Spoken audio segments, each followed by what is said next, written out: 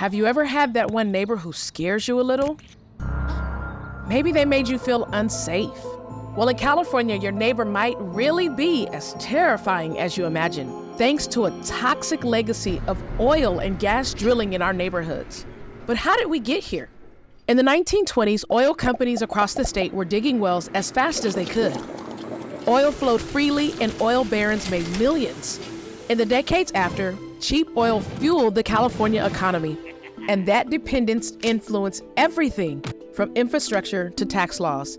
As cities grew and our population became denser, oil companies continued to creep into neighborhoods across the state.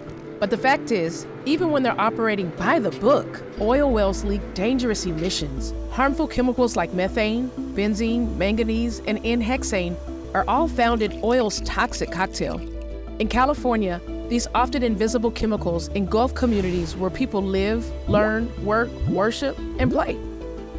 Time spent near oil and gas drilling has been linked to asthma, respiratory illnesses, and cancer. And pregnant people are particularly impacted, experiencing preterm births and infant mortality at alarming rates. More than 2 million Californians live within a half mile of an oil well, the vast majority of whom are low-income communities or people of color. The state and oil companies have turned whole communities into sacrifice zones. It's environmental racism at its worst.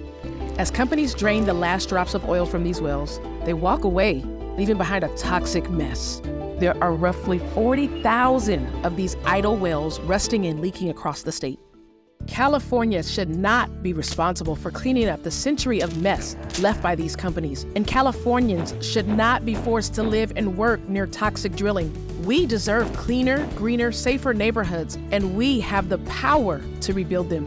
That starts with taking action and contacting your elected officials to tell them to get oil out of California's future. Find out if you live, work, or play near an active or idle well by visiting bit.ly/oil drilling map, and share this video with people you love so they can find out too.